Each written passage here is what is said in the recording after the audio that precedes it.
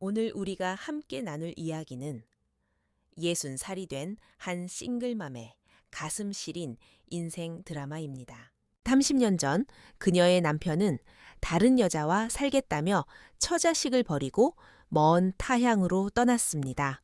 30년이라는 긴 세월 동안 그는 연락 한 통 없었고 살았는지 죽었는지조차 알 수 없었습니다. 그런데 30년 후 그 남자가 소위 금의환향이라 불릴 만한 모습으로 돌아왔습니다. 성공한 사업가가 되어서 말이죠. 그는 일말의 죄책감이나 참회는커녕 오직 두툼한 선물 하나만을 들고 왔습니다. 바로 도심 한복판에 위치한 수십억 원을 호가하는 최고급 신축 아파트였습니다. 그리고 바로 그 아파트 한 채가 자신을 버린 지 30년이 지난 친아버지에게 아들이 다시금 진심을 담아 아버지라고 부르게 만들었습니다.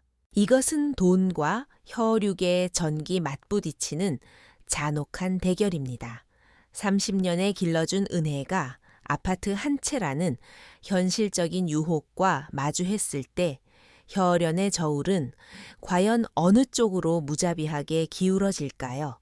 그리고 이 모든 배신을 목격한 어머니는 결국 모두가 예상치 못한 어떤 결단으로 그들에게 방역을 가하게 될까요? 지금부터 임명숙 씨의 세상으로 함께 들어가 보겠습니다. 제 이름은 임명숙 올해 60입니다.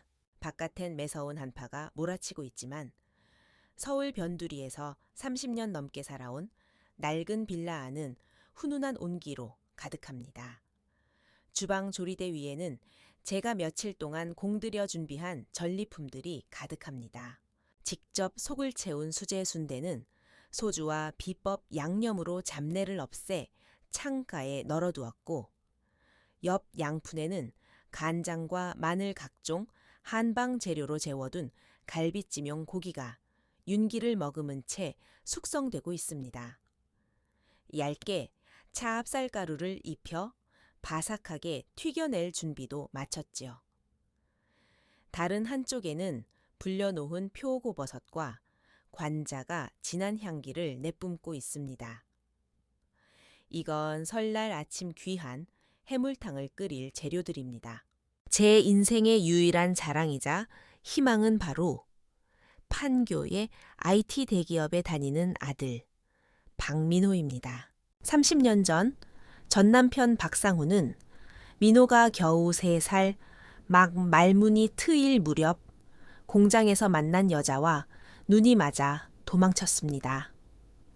그들은 중국으로 떠났고 그 후로 연락은커녕 생사조차 알 수 없는 마치 증발한 사람처럼 사라져 버렸습니다.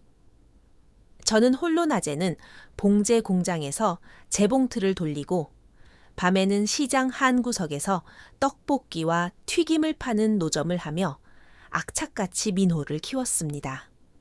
그렇게 뒷바라지해 대학까지 졸업시켰고 이제 민호는 번듯한 직장도 있고 결혼을 약속한 여자친구 지은이와도 오랫동안 잘 지내고 있습니다.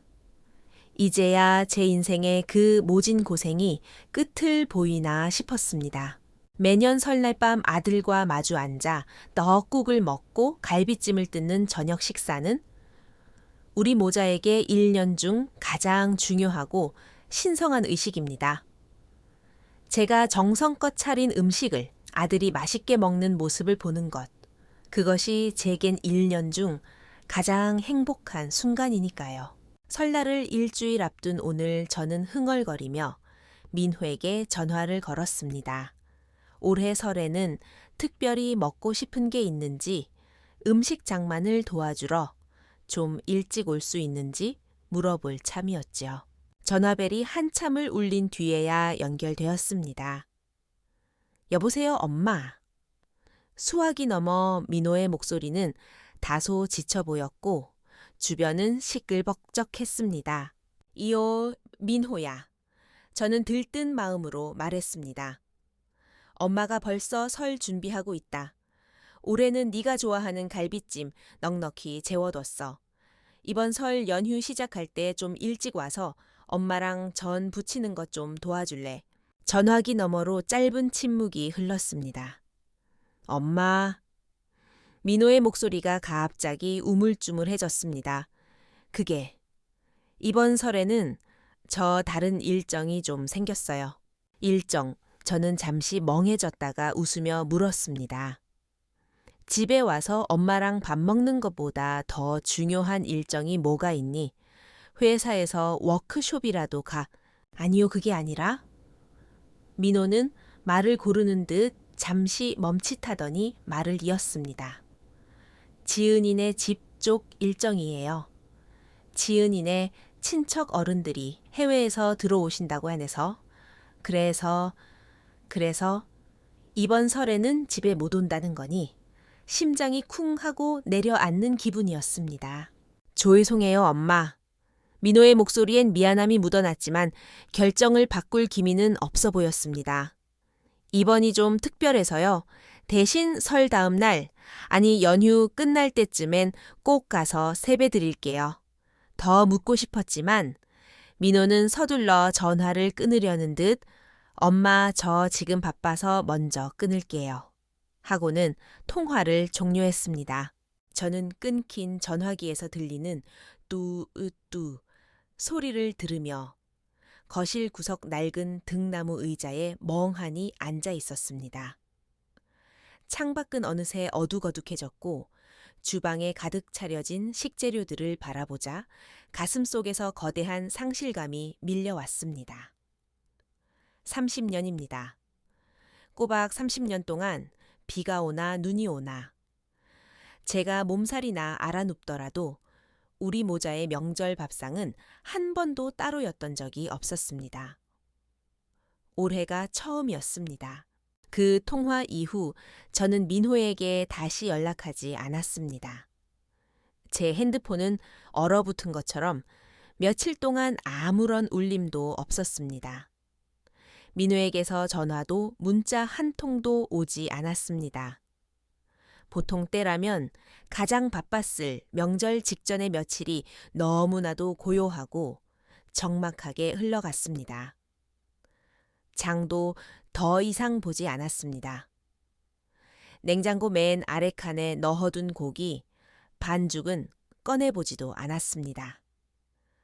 몇 번인가 냉장고 문을 열었다 닫았다 하며 한숨만 쉬었습니다. 그래, 너무 서운해하지 말자. 사정이 있다는데 존중해줘야지. 다 큰 자식인데 결혼 앞두고 처가 챙기려면 그럴 수도 있지. 스스로를 달래보려 애썼습니다. 잠이 오지 않던 어느 날 밤, 저는 평소 잘 쓰지도 않는 스마트폰을 켜고 SNS 앱을 열었습니다. 혹시나 아들과 예비 며느리 지은이의 소식이라도 볼 수 있을까 싶어서였습니다. 먼저 민호의 페이지를 봤지만 지난달 회사 회식 사진 외에는 별다른 게 없었습니다. 그러다 저도 모르게 지은이의 계정을 눌렀습니다. 그녀의 계정은 전체 공개로 설정되어 있었습니다. 가장 최근에 올라온 게시물은 며칠 전의 사진이었습니다. 그리고 그 사진 한 장은 마치 날카로운 칼날처럼 제 심장을 후벼 팠습니다. 사진의 배경은 마치 모델하우스처럼 으리으리하게 인테리어된 탁 트인 거실이었습니다.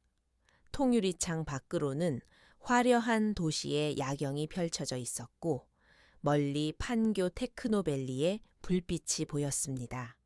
사진 속 지은이는 행복한 얼굴로 민호의 팔짱을 끼고 있었고 두 사람은 손으로 하트 모양을 만들고 있었습니다. 그리고 그들 가운데 명품 캐주얼 정장을 입고 얼굴에 윤기가 흐르는 의기양양한 표정의 중년 남자가 서 있었습니다. 설령 제가 되어도 알아볼 그 얼굴, 바로 제 전남편 박상훈이었습니다. 그는 마치 자애로운 아버지인 양민호와 지은이의 어깨에 양팔을 두르고 있었고 세 사람은 더없이 환하게 웃고 있었습니다. 마치 원래부터 화목하고 완벽한 가족이었던 것처럼 말입니다. 머릿속이 하얘지며 사고가 정지되는 것 같았습니다. 떨리는 손가락으로 화면을 내려 사진 밑에 달린 글을 읽었습니다. 아버님이 주신 깜짝 결혼 선물, 판교 신축 아파트 입주, 우리들의 행복한 시작. 아버님 사랑해요. 감사합니다. 그 순간 30년 전 그날이 떠올랐습니다. 폭우가 쏟아지던 밤 낡은 여행 가방 하나를 끌고 뒤도 안 돌아보고 공장 여자와 택시를 타던 박상훈. 고열로 펄펄 끓어올라 자지러지게 울던 3살배기 민호를 한번 쳐다보지도 않고 자창 너머로 저에게 던졌던 그 비수 같은 말. 너랑 있으면 평생 구질구질하게 살아야 해. 난 사랑 찾아서 간다. 속이 울렁거렸습니다. 아버님, 사랑해요. 저는 그 글자를 뚫어져라 쳐다보았습니다. 눈물이 예고도 없이 툭 떨어졌습니다. 집을 선물해 결혼 선물, 언제부터 도대체 누가 그 사람에게 내 인생 절반을 바쳐 키운 아들의 결혼식에서 아버지 노릇을 할 자격을 주었단 말인가. 사진 밑에는 축하 댓글이 넘쳐났습니다. 와, 집 대박이다. 남편 복 터졌네. 시아버지가 통이 크시네. 그리고 그 밑에 민호가 좋아요를 눌러놓은 것이 보였습니다. 저는 더 이상 견딜 수 없어 핸드폰을 껐습니다. 가슴에 거대한 돌덩이가 얹힌 듯 숨을 쉴 수가 없었습니다. 화장실로 도망치듯 들어가 수돗물을 틀어놓고 물소리에 제 흐느낌을 감추며 울었습니다. 얼마나 울었는지 모릅니다. 밤이 깊어서야 저는 겨우 용기를 내어 민호에게 전화를 걸었습니다. 신호가 오래간 뒤에야 민호가 받았습니다. 목소리가 머뭇거리는 게 느껴졌습니다. 여보세요. 제 목소리는 가늘게 떨렸습니다. 너희 아버지, 돌아왔니? 잠시 침묵이 흐르더니 아들이 대답했습니다. 네, 그 사진 뭐니? 엄마, 사실 말씀드리려고 했어요. 아버지랑 몇 달 전에 연락이 닿았어요. 몇 달 전 나한테는 한마디도 없었잖아. 엄마가 알면 반대하고 난리칠 게 뻔하니까요. 민호가 한숨을 쉬며 말했습니다. 아버지도 이제 나이 드셨고 한국 와서 살고 싶어 하세요. 지난 세월 미안해 하시고 보상하고 싶어 하세요.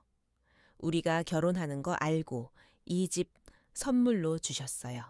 그래서 받아왔니? 이를 악물고 물었습니다. 그 사람이 주는 집을 덥석 받았어. 또다시 침묵. 그러다 민호가 항변하듯 말했습니다. 엄마, 지금 서울 집값이 얼마나 미쳐 날뛰는지 아시잖아요. 판교 아파트 제 월급으로는 평생 숨만 쉬고 모아도 못 사요.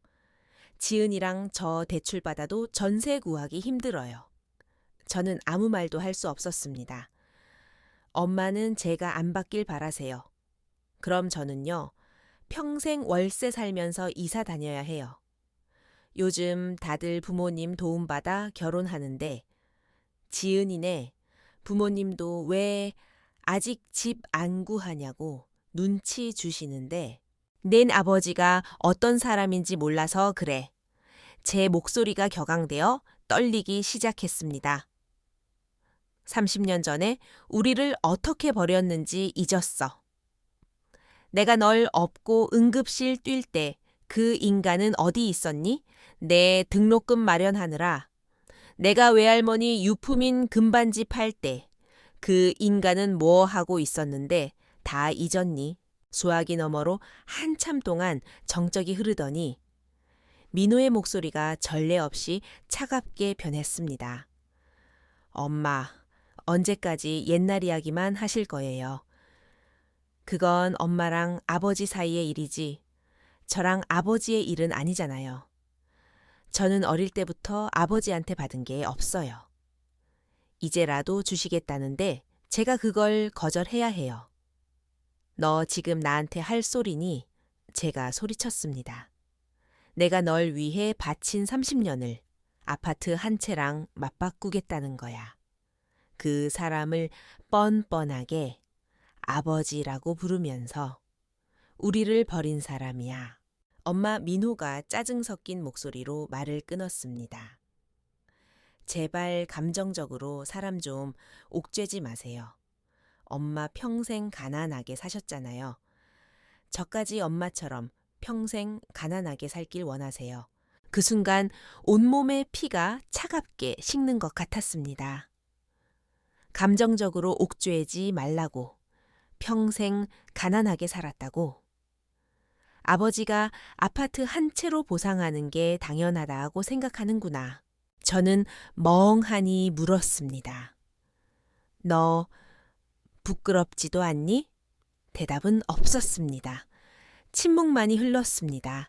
그리고 민호가 말했습니다. 엄마, 저 내일 출근해야 해서 먼저 끊을게요.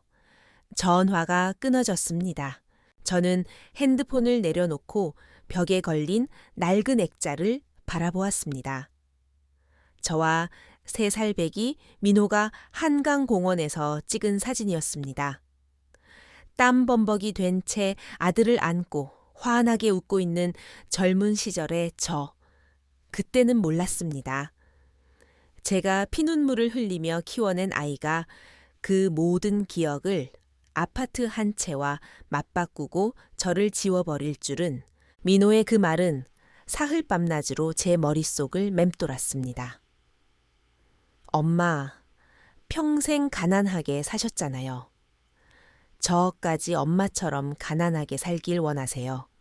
그 말은 제 심장에서 자라난 가시가 되어 스스로를 끊임없이 찔러댔습니다. 30년의 헌신과 희생이 효심 깊은 아들을 만들어줄 거라 믿었던 제 신념이 무너져 내렸습니다. 제 사랑은 그 아이 눈에 집 한 채 값도 안 되는 것이었습니다. 닷새째 되던 날 아침 날씨가 조금 풀려 창밖에는 부슬비가 내리고 있었습니다. 소파에 앉아 멍하니 있는데 아래층에서 차 소리가 들리더니 얼마 지나지 않아 초인종이 울렸습니다. 이 시간에 누구일까? 현관문 외시경으로 밖을 내다보았습니다. 문 밖에 서 있는 사람은 박상훈이었습니다. 그는 고급스러운 맞춤 정장을 입고 있었고 낡고 곰팡이 핀 우리 빌라 복도 바닥에 서 있는 번쩍이는 구두가 몹시 이질적으로 보였습니다. 얼굴은 살이 좀 더 붙었고 눈가엔 주름이 늘었지만 입가에 걸린 저 오만한 미소는 30년 전과 똑같았습니다. 그의 손에는 금색 리본이 달린 고급 선물 세트가 들려 있었습니다. 명수가 오랜만이네. 문을 열자마자 그는 아무 일도 없었다는 듯 말을 건넸습니다. 민호한테 들었어. 아직 여기 산다고 해서 잠깐 들렀어. 저는 그를 집 안으로 들였습니다. 예정이 남아서가 아니라 이 남자가 도대체 얼마나 더 뻔뻔할 수 있는지 제 눈으로 확인하고 싶어서였습니다. 그는 집 안으로 들어와 이곳저곳을 둘러보았습니다. 이 집, 여전하네. 그때 우리 신혼 때 이사 와서 시장에서 저 나무 식탁 샀던 거 기억나. 저는 대꾸하지 않고 차갑게 말했습니다. 앉으세요. 그가 소파에 앉아 가져온 상자를 탁자 위에 올려놓았습니다. 이거 최고급 자연산 송이랑 홍삼이야. 너 먹으라고 가져왔어. 혼자 사느라 고생했다며. 저는 그 선물 상자가 마치 썩은 생선이라도 되는 듯 바라보았습니다. 그는 혼자서 말을 이어갔습니다. 지난 일은 이제 다 잊자. 젊을 땐 철이 없어서 실수도 하고 그러는 거지. 내가 너랑 민호한테 미안한 마음이 있어서 이번에 돌아와서 제대로 보상 좀 하려고 해. 보상, 제가 싸늘하게 되물었습니다. 그래. 그는 당연하다는 듯 고개를 끄덕였습니다. 민호도 내 핏줄이잖아. 피는 물보다 진한 법이지. 결혼한다는데 아비로서 집 한 채 정도는 해주는 게 도리 아니겠어. 그는 비싼 악어 가죽 지갑에서 수표 한 장을 꺼내 제 앞으로 슥 밀었습니다. 이거 1억 원이야. 너 이거 가지고 좀 편하게 살아. 맛있는 것도 사 먹고 옷도 좀 좋은 거 사 입고 언제까지 그렇게 궁상맞게 살 거야. 저는 영이 여러 개 찍힌 수표를 내려다보다가 오만함과 죄책감이라곤 찾아볼 수 없는 그의 얼굴을 올려다보았습니다. 구역질이 올라왔습니다. 한참을 노려보다가 입을 열었습니다. 당신 내 지난 30년이 어땠는지 알아. 그는 멈칫했습니다. 당신이 떠나던 날 비가 억수같이 왔어. 당신은 그 여자랑 사랑을 찾겠다며 나랑은 미래가 안 보인다며 짐 싸서 나갔지. 내가 열이 펄펄 끓는 아들을 안고 문 앞에서 울부짖는데 뒤도 안 돌아보고 갔어. 제 목소리는 차분했지만 한 글자 한 글자가 칼날처럼 공기를 갈랐습니다. 나는 떡볶이 장사하면서 하루 10시간 넘게 서 있었어. 손가락이 갈라지고 터져서 반창고를 덕지덕지 붙이고도 뜨거운 튀김솥 앞을 지켰어. 아들 학비 보태려고 엄마 유품인 금가락지까지 팔았어. 민호가 아파서 응급실 갈 때마다 내가 혼자 병원 복도에서 울 때 당신은 어디 있었어? 그는 침묵했습니다. 저는 수표를 다시 그에게 밀어버렸습니다. 내가 잃어버린 30년 이따위 돈 1억으로 못 사. 내가 가난해도 마음은 깨끗해. 근데 당신은 평생 돈으로 당신 죄를 덮을 수 있다고 생각하나 본데 착각하지 마. 그의 얼굴에 걸려있던 미소에 금이 가기 시작했습니다. 명수가 난 진짜 보상하고 싶어서 그만해. 저는 자리에서 일어나 현관문을 열었습니다. 나 임명숙이 비록 가난하게 살았어도 가족 버리고 도망간 파렴치한 놈의 돈 받을 만큼 비참하진 않아. 나가. 여긴 내 집이야. 당신 환영 안 해. 박상훈의 표정이 굳어졌습니다. 순종적이고 얌전했던 옛날의 제가 이렇게 나올 줄은 몰랐던 모양입니다. 그는 얼굴이 울그락불그락해지더니 결국 씩씩거리며 자리에서 일어나 선물 상자를 챙겨 들고 나갔습니다. 그래? 평생 그렇게 살아라. 문을 닫는 순간 온몸의 힘이 빠져나가는 것 같았습니다. 차가운 현관문에 등을 기대고 주저앉아 저는 참았던 울음을 터뜨렸습니다. 오열이 텅 빈 집 안을 채웠습니다. 숨 막히는 침묵 속에서 시간은 흘렀고 드디어 설날 당일이 되었습니다. 서울 거리는 명절 분위기로 들떠 있었고 이웃집에서는 웃음소리가 새어나왔습니다.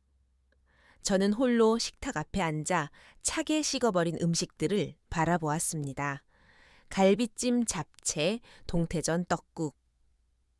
전부 민호가 좋아하는 것들이었습니다. 원래라면 셋이서 오순도순 먹었어야 할 저녁이었습니다. 저는 맞은편의 빈 의자를 뚫어지게 쳐다보았습니다. 민호가 어릴 때부터 앉아 밥을 먹던 그 나무 의자. 편식하던 어린아들을 달래가며 밥을 먹이던 제 모습이 아른거렸습니다. 엄마가 쳐다보니까 체할 것 같아. 라며 투정 부리던 아들. 엄마가 너 크는 거 지켜보는 거야. 라고 답하던 저. 이제 제가 지키고 있는 건 텅 빈 의자뿐이었습니다. 수저를 들 힘도 없었습니다.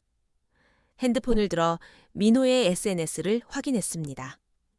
새로운 사진이 올라와 있었습니다. 민호와 지은이 그리고 박상훈. 세 사람이 판교의 새 아파트 거실 소파에 앉아 와인잔을 들고 있었습니다. 모두 붉은 계통의 옷을 맞춰 입고 마치 진짜 가족처럼 환하게 웃고 있었습니다. 참을 수 없는 비참함에 눈물이 쏟아졌습니다. 울면서 젓가락을 들어 식어버린 동태전 하나를 입에 넣었습니다. 입술이 떨려 씹을 수도 없었습니다. 쓴맛이 올라와 토할 것만 같았습니다. 저는 젓가락을 떨어뜨리고 소리내어 울었습니다. 이런 날이 올 줄은 꿈에도 몰랐습니다. 설날 다음 날 저는 하루 종일 밥도 먹지 않고 이불 속에만 있었습니다. 새해 인사 문자도 확인하지 않았습니다. 연휴 마지막 날 저녁 무렵 초인종이 울렸습니다. 문을 여니 옆집 사는 순자 언니였습니다. 두툼한 패딩 점퍼 차림에 냄비 하나와 따끈한 떡을 들고 서 있었습니다. 이 미련한 여편네야 며칠째 밥도 안 먹고 이러고 있어. 언니는 저를 보자마자 혀를 차며 집 안으로 들어왔습니다. 얼굴이 반쪽이 됐네? 아래층 영감님이 너희 집 불도 안 켜고 인기척도 없다고 걱정하셔서 와봤다. 코끝이 찡해졌지만 억지로 웃어 보였습니다. 아유, 그냥 조용히 쉬는 거지 뭐. 혼자 있으니까 편하고 좋네. 언니는 대꾸도 않고 주방으로 가서 가스불을 켰습니다. 입만 살아서는? 잠시 후 구수한 사골 국물 냄새가 집 안을 채웠습니다. 언니는 떡국을 한 그릇 퍼서 제 앞에 놓았습니다. 먹어. 뜨끈한 거 들어가야 속이 풀리지. 국물을 한 숟가락 떠먹는데 눈물이 뚝 떨어져 국물에 섞였습니다. 제가 작은 목소리로 말했습니다. 민호, 설에 안 왔어. 지 아비랑 지은이랑 그 새 집에서 지냈어. 순자 언니는 잠시 동작을 멈추더니 한숨을 쉬며 제 맞은편에 앉았습니다. 30년을 친자매처럼 지내온 언니 앞에서 더 이상 숨길 게 없었습니다. 저는 그동안 있었던 일 전화 통화부터 사진, 박상훈이 찾아온 일까지 전부 털어놓았습니다. 말을 마치고 나니 온몸이 떨렸습니다. 언니는 가만히 듣고 있더니 무겁게 입을 열었습니다. 명수가 너 이 낡은 빌라 나중에 어떻게 할 생각이었어? 민호 주려고 했지. 다들 그러니까. 지금도 그럴 생각이야. 저는 말문이 막혔습니다. 언니가 숟가락을 내려놓으며 단호하게 말했습니다. 명수가 넌 너무 착해서 탈이야. 네 인생 30년을 오로지 민호한테만 쏟아부었잖아. 네 사랑으로 자식 마음 잡을 수 있을 줄 알았지. 근데 봐라. 걔는 이미 자기 집 생겼고 돈 많은 아비 생겼어. 네가 이 곰팡이 피고 물 새는 낡은 집 준다고 걔가 거들떠나 볼 것 같아. 반박하고 싶었지만 말이 나오지 않았습니다. 언니 말이 맞았습니다. 그들이 원하는 건 대출 잘 나오고 집값 오르고 SNS에 자랑할 수 있는 번듯한 브랜드 아파트지 비만 오면 천장에 테이프를 발라야 하는 이 낡은 집이 아니었습니다. 네가 악착같이 지켜온 게 집이라고 생각하지 아니야. 그건 네 집착이고 족쇄야. 언니가 쐐기를 박았습니다. 그 애는 이미 판교가 진짜 자기 집이라고 생각할걸. 너 계속 그렇게 바보처럼 퍼주다간 결국 사람 잃고 돈 잃고 비참하게 늙어 죽어. 순자 언니의 말은 찬물을 끼얹은 듯 제 정신을 번쩍 들게 했습니다. 맞습니다. 저는 당연히 제가 가진 모든 게 민호의 것이라고 생각했습니다. 하지만 지금의 민호에게 이 집이 필요할까요? 아니, 받을 자격이나 있을까요? 언니는 멍해진 제 손에 따뜻한 물 한 잔을 쥐어주며 부드럽게 말했습니다. 명수가 언니 말 들어. 자식은 품 안의 자식이야. 다 크면 쏘아버린 화살처럼 돌아오지 않아. 네 할 도리는 다 했어. 이제 남은 인생은 널 위해 살아. 이 집 부여잡고 있는 거 미련이다. 그날 밤 언니가 돌아간 뒤 저는 밤새 뒤척이며 그 말을 곱씹었습니다. 새벽이 밝아올 무렵 제 마음속 어딘가에서 희미한 빛이 켜지는 것을 느꼈습니다. 며칠 뒤 날이 좀 풀려 시장에 다녀오는 길이었습니다. 핸드폰이 울렸습니다. 민호였습니다. 그 말다툼 이후 처음으로 먼저 걸려온 전화였습니다. 화면에 뜬 익숙한 이름을 10초 넘게 바라보다가 받았습니다. 여보세요? 이요, 엄마. 나야. 잘 지내셨어요? 민호의 목소리는 평온했고 심지어 약간 들떠 보였습니다. 묘한 이질감이 들었지만 가만히 있었습니다. 엄마, 우리 이번 주말에 이사해요. 판교 그 집으로요. 엄마가 제 집 보고 싶다고 하셨잖아요. 이번에 오셔서 구경하세요. 지은이 부모님도 오시기로 했어요. 다 같이 밥이나 먹게요. 저는 잠시 침묵하다 물었습니다. 네, 아버지도 오니, 네, 아버지도 오셔서 축하해 주신대요. 가족끼리 모여서 밥 한 끼 먹는 게 나쁜 건 아니잖아요. 헛웃음이 나왔습니다. 가족이라니. 나더러 그 남자의 금의환영, 파티에 참석하라는 거구나. 그들이 돈과 아파트로 쌓아 올린 행복을 구경하러 오라는 거구나. 벼랑 끝에 선 기분이었습니다. 엄마 듣고 계세요. 저는 아주 차분하게 말했습니다.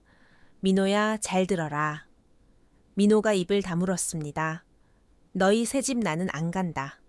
그리고 그 남자랑 밥 먹는 일은 더더욱 없을 거야. 오늘부터 내 인생은 내가 결정한다. 네가 그 사람을 아버지라 부르며 효도하든 말든 그건 네 선택이야. 너희끼리 잘 살아라. 나한테 연락하지 말고 엄마, 민호가 당황한 듯 소리쳤습니다. 왜 말을 그렇게 극단적으로 하세요? 저는 그냥 엄마가 과거에 얽매이지 말고 너희가 과거를 잊을 수 있는 건 너희는 고통받지 않았기 때문이야. 제가 말을 잘랐습니다. 내가 못 잊는 건 그 고통을 나 혼자 삼켰기 때문이고 내가 너한테 과거를 따지려는 게 아니야. 나는 내 미래를 보호하려는 거야. 벽에 걸린 낡은 시계가 째깍째깍 소리를 냈습니다. 제 인생의 한 챕터가 카운트다운을 하고 있는 것 같았습니다. 우리 이제 연락하지 말자. 민호야. 대답을 기다리지 않고 전화를 끊었습니다. 이번에는 울지 않았습니다. 핸드폰을 내려놓고 주소록을 열었습니다. 민호의 이름을 찾아 전화번호 카카오톡, SNS 계정까지 전부 차단했습니다. 이어서 지은이 그리고 박상훈의 번호까지. 마치 마음의 문 앞에 튼튼한 울타리를 치듯 한 명 한 명 차분하게 끊어냈습니다. 가족이라 불리던 그 길을 완전히 봉쇄했습니다. 다 하고 나니 가슴을 짓누르던 돌덩이가 사라진 듯 숨이 트였습니다. 며칠 후 저는 동네 부동산 중개소에 들어갔습니다. 에어컨 바람이 시원한 사무실에 앉아 내 재산을 처분하겠다고 말하는 건 난생 처음이었습니다. 젊은 중개인 김 실장은 의아한 듯 물었습니다. 사모님, 정말 이 집 파시게요? 요즘 부동산 경기가 좀 안 좋고 이 동네가 워낙 오래돼서 제값 받으시려면 시간 좀 걸릴 수도 있는데요. 저는 웃으며 대답했습니다. 30년을 기다렸는데 며칠 더 못 기다리겠어요. 그는 고개를 끄덕이며 서류를 내밀었습니다. 그럼 여기 매도 의뢰서랑 서류에 서명해 주세요. 이름을 쓰는 순간 손끝이 미세하게 떨렸습니다. 이것은 제 인생에서 처음으로 오로지 저 자신을 위해 내린 결정이었습니다. 아들을 위해서도 체면 때문도 누가 시켜서도 아닌 임명숙이 스스로 내린 결정. 30년을 지켜온 이 낡은 빌라에서 걸어 나가는 것, 이 집의 벽돌 한 장, 타일 한 조각 모두 제 피땀이었습니다. 민호가 3살 때 낙서했던 자국이 남은 식탁 밤마다 울며 빨래를 널던 베란다 민호가 방문을 쾅 닫아서 생긴 문틀에 저는 이 모든 기억을 끌어안고 늙어갈 줄 알았습니다. 하지만 이제 알았습니다. 이 추억들은 제가 가져갈 짐이 아니라 제 발목을 잡는 족쇄였습니다. 저는 그것들을 허물고 아주 멀리 떠나기로 했습니다. 배신도 구걸도 인내도 없는 곳으로 집을 내놓은 지 닷새 만에 집을 보러 온 사람들이 있었습니다. 갓 결혼한 신혼부부였는데 아내는 임신 중이었고 남편은 근처 은행에 다닌다고 했습니다. 그들은 집을 마음에 들어 했습니다. 비록 낡았지만 베란다가 넓고 햇볕이 잘 들며 지하철역이 가까운 점을 좋아했습니다. 여기 아기 침대 놓으면 딱이겠다. 식탁은 창가에 두자. 햇살 받으면서 밥 먹게. 그들의 대화를 듣는데 눈시울이 뜨거워졌습니다. 30년 전에 저도 그런 꿈을 꾸었습니다. 꿈이 너무 일찍 깨져버렸을 뿐이죠. 그들은 시세보다 조금 낮게 불렀지만 김 실장이 귀띔했습니다. 사모님 빨리 정리하고 싶으시면 이분들이 괜찮아요. 대출도 미리 다 알아오셨고 깔끔하네요. 저는 망설임 없이 고개를 끄덕였습니다. 계약합시다. 계약서에 도장을 찍는 순간 지난 30년의 기억이 필름처럼 스쳐 지나갔습니다. 겨울밤 민호와 귤 까먹으며 TV를 보던 기억, 처음 여자친구를 데려왔던 날, 대학 졸업식 날 베란다에서 아들을 부르던 목소리, 그 모든 것이 순식간에 눈앞에서 흩어져 사라졌습니다. 부동산을 나오자 바람이 불었지만 햇살은 따스했습니다. 옷깃을 여미며 깊게 숨을 들이마셨습니다. 몸이 깃털처럼 가벼워진 기분이었습니다. 그날 밤 어떻게 알았는지 민호가 집으로 찾아왔습니다. 친척 누군가에게 집 내놓은 소식을 들은 모양입니다. 밤 8시 민호가 현관문을 두드렸습니다. 저는 문을 열어주지 않았습니다. 순자 언니가 대신 나가주었습니다. 민호야 엄마 없다. 멀리 가셨어. 시끄럽게 하지 말고 가라. 방 안에 숨어 민호가 밖에서 외치는 소리를 들었습니다. 엄마, 어떻게 집을 팔 수가 있어? 내가 자란 곳이잖아. 엄마 어디로 갈 건데 말 좀 해봐요. 저는 벽에 기대어 숨을 죽였습니다. 한참 뒤 목소리가 잦아들더니 발소리가 멀어졌습니다. 이틀 뒤 장음을 치르고 이사 준비를 하러 나가다가 집 앞에서 민호와 마주쳤습니다. 그는 충혈된 눈으로 저에게 달려왔습니다. 엄마, 진짜 너무한 거 아니야. 이 집이 우리 뿔이라면서요. 이걸 팔면 나보고 어디로 오라는 거야. 저는 그를 차분하게 바라보았습니다. 너는 이미 새 집이 있잖니. 민호는 멍해졌습니다. 나는 30년 동안 여기서 너만 기다렸어. 근데 이제 안 기다릴 거야. 너는 네 인생이 있고 네 집이 있고 네 아버지 네 아내가 있잖아. 널 원망하지 않아. 저는 잠시 숨을 골랐습니다. 하지만 나도 이제 알았어. 이 집은 돌아오지 않을 사람을 기다리는 대합실이 되어서는 안 된다는 걸. 민호의 눈시울이 붉어졌습니다. 엄마, 제가 엄마 버린 거 아니잖아요? 저는 더 이상 변명할 기회를 주지 않았습니다. 이 집은 내 청춘과 피땀을 팔아 마련한 거야. 내게 아니야. 나는 이걸 팔아서 내 남은 인생을 살 거야. 오늘부터 나는 누구의 엄마도 누구의 그림자도 아니야. 그냥 나 임명숙으로 살 거야. 제 팔을 잡은 민호의 손을 뿌리쳤습니다. 그는 넋이 나간 표정으로 저를 바라보았습니다. 마치 가장 익숙한 낯선 사람을 보는 듯 했습니다. 저는 뒤도 돌아보지 않고 걸어갔습니다. 등 뒤에서 짐승의 신음 같은 억눌린 울음소리가 들려왔습니다. 돌아서는 순간 제 눈에서도 눈물이 흘러내렸습니다. 알고 있습니다. 이제 우리 모자는 영영 만나지 않을 평행선이 되었다는 것을. 제가 제 손으로 이 핏줄의 끈을 잘라버렸다는 것을. 아프지만 후회하지 않습니다. 집한 돈이 통장에 입금되던 날은 맑은 날이었습니다. 통장에 찍힌 숫자가 햇살처럼 반짝였습니다. 한참을 들여다보고 나서야 실감이 났습니다. 이건 온전히 내 돈이다. 누구의 은혜도 누가 적선한 것도 아닌 오로지 나의 것, 내 자유. 저는 민호에게 아무 말도 하지 않았고 그도 더 이상 연락하지 않았습니다. 주민센터에 가서 전입신고를 빼고 대리점에 가서 핸드폰 번호를 바꿨습니다. 그리고 노트북을 열어 기차표를 예매했습니다.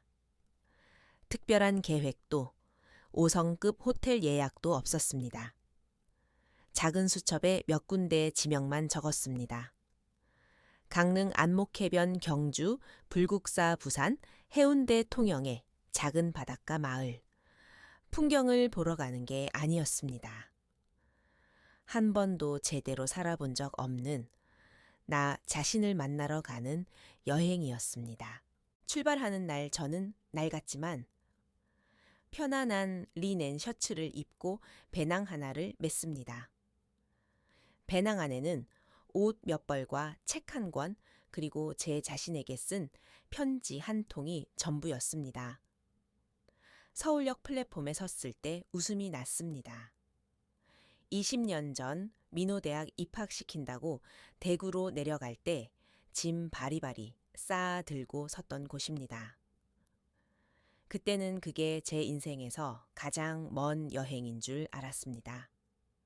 이제야 알겠습니다. 그건 단지 내려놓음을 위한 시작이었을 뿐이라는 걸. KTX가 출발할 때 저는 뒤를 돌아보지 않았습니다. 창밖의 풍경이 뒤로 밀려나는 것만 바라보았습니다. 마치 제 지난 인생의 페이지들이 넘어가는 것처럼 드디어 백지 페이지가 펼쳐졌습니다. 강릉의 작은 민박집 나무 테라스에서 파도 소리를 들으며 잠이 들었습니다. 안목해변 백사장에 서서 거센 바람을 맞으며 멍하니 바다를 보았습니다. 눈물이 났지만 고통의 눈물이 아니었습니다. 진작 떠날 수 있었는데 왜 그토록 두려워했을까 하는 해방감의 눈물이었습니다. 경주에서는 자전거를 빌려 탔습니다. 바람에 모자가 날아가 깔깔대며 웃었습니다. 지나가는 학생에게 사진을 부탁했습니다. 사진 속에 저는 주름도 있고 기미도 있었지만 웃음만은 진짜였습니다. 부산 해운대 백사장에 혼자 앉아 캔맥주를 마시며 지나가는 연인들을 보았습니다. 부럽지도 외롭지도 않았습니다. 이렇게 사는 것도 참 좋구나. 그리고 통영. 맛있는 충무김밥과 꿀빵, 신선한 회를 실컷 먹었습니다. 혼자 여행하는 저에게 사람들은 말을 걸어왔습니다. 도예를 배우러 온 50대 아주머니 은퇴하고 그림을 그리러 다니는 전직 선생님, 캠핑카를 타고 전국 일주를 하는 70대 노부부. 그들은 묻습니다. 혼자 여행하세요. 용감하시네요. 저는 웃으며 대답합니다. 용감해서가 아니라 살려고 나왔어요. 안 그러면 그 자리에 갇혀 죽을 것 같아서요. 아들이 없어도 세상은 무너지지 않았습니다. 오히려 더 넓고 눈부셨습니다. 새로 만든 SNS 계정에 여행 사진을 올렸습니다. 사진 속 강릉 바다 앞에서 환하게 웃는 백발의 여인. 그녀의 눈빛에는 전에 없던 생명력이 넘쳤습니다. 저는 드디어 다시 살아난 것입니다. 다시 1년이 지났고 또다시 설날이 찾아왔습니다. 남쪽 끝 통영의 겨울은 따뜻합니다. 베란다에서 빨래를 걷는데 햇살이 포근했습니다. 저는 이곳 통영의 작은 바닷가 마을에 정착했습니다. 제 고향은 아니지만 이곳이 저를 품어주는 느낌이 듭니다. 걸어서 10분이면 바다가 보이고 항구의 활기찬 소리가 들립니다. 이곳으로 이사 온 뒤 친척 누구에게도 알리지 않았습니다. 숨고 싶어서가 아니라 더 이상 누구에게도 제 인생을 간섭할 권리를 주기 싫어서입니다. 저는 조용한 주택 2층에 새를 들어 삽니다. 집주인은 인품 좋은 노부부인데 1층에서 작은 카페를 하셔서 언제나 커피 향이 올라옵니다. 제 방은 작지만 창문마다 하늘이 보입니다. 오늘 저의 집에서 설을 함께 보내기로 한 사람들은 순자 언니, 그리고 여기서 사귄 친구들입니다.